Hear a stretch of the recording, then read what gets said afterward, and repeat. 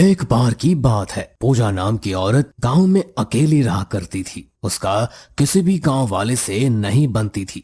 वो आए दिन किसी न किसी से झगड़ा किया करती और उसकी इज्जत सरेआम बाजार में उतारा करती थी। बड़ी चालाकी से वो आए दिन ढेर सारा सामान कम मोल में खरीद आती, इसलिए बाजार में भी सब उससे सामान बेचने से बचा करते थे। पूजा को गोलगप्पे खाने का बहुत शौक था, इसलिए वो कई बार ज्यादा गोलगप्पे खाकर कम पैसे दे आती थी। एक दिन रामू नाम का चोर, जिस पर 4 खून का इल्जाम था, जेल से छूटकर एक गोलगप्पों का ठेला लगाता है। इतने दिन जेल में रहने के बाद पैसों की तंगी आ गई है, अब ये ठेला लगाकर शांति से अपनी नई जिंदगी जीऊंगा। रामू को कोई उस गाँव में नहीं जानता था, इसलिए लोग उसके गोलगप्पे बड़े चाव से खाया करते थे और रामू की भी अच्छी खासी कमाई हो रही थी। पर एक दिन जब पूजा ने रामू के गोलगप्पों को देखा, वाह भाई वाह, ये गोलगप्पे तो काफी बड़े हैं और दिखने में भी स्वादिष्ट लग रहे हैं।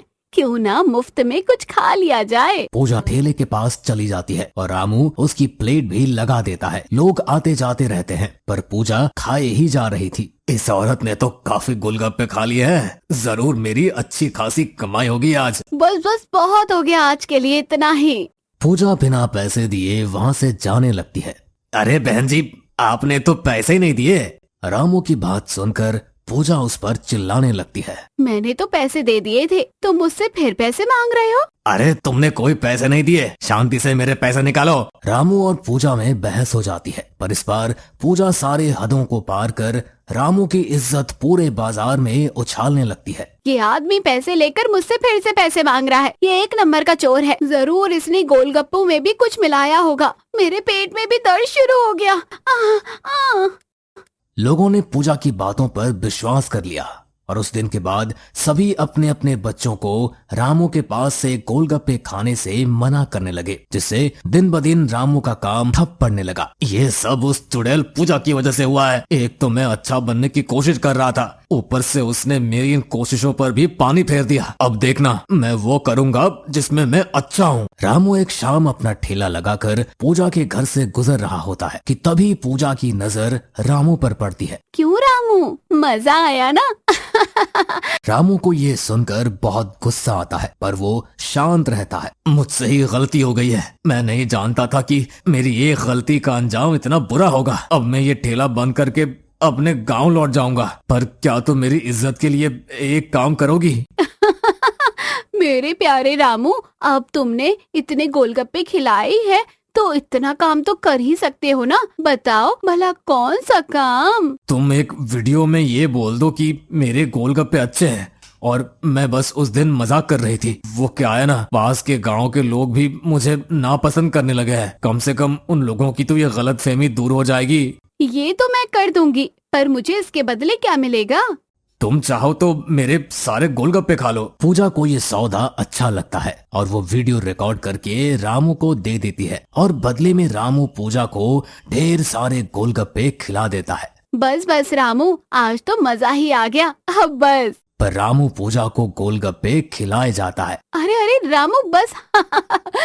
अब तो बिल्कुल जगह बची ही नहीं। पूजा के कई बार कहने के बावजूद रामू पूजा को गोलगप्पे खिलाते जाता है। आखिर में रामू का सारा गुस्सा बाहर आ जाता है। उस दिन तूने मेरी बदनामी की थी ना, अब देख मैं तुझे गोलगप्पे खिला खिला कर मार डालूंगा। रामू अचानक पूजा के बाल पकड़कर उसकी गर्दन गोलगप्पे के पानी में डुबोने लगता है। मुंह में गोलगप्पे होने की वजह से पूजा चिल्ला भी नहीं पाती और छटपटाने लगती है। रामू पूरी जोर लगाकर पूजा का गला घोंटने लगता है और देखते ही देखते पूजा की मौत उसी गोलगप्पे के पानी में हो जाती है। रामू पूजा की लाश में आग लगा देता है और अपना ठेला लेकर वापस चला जाता है। उस दिन के बाद से पूजा चुड़ैल बन जाती है। ये क्या, मैं चुड़ैल बन गई? पर मैं अब इस रामू को नहीं छोड़ूंगी। गोलगप्पे वाली चुड़ैल रोज रात में हर गोलगप्पे के ठेले में जाकर गोलगप्पे मांगा करती और जो उसे गोलगप्पे नहीं देता वो उसे उसी गोलगप्पे के पानी में डुबा डुबा कर मार देती।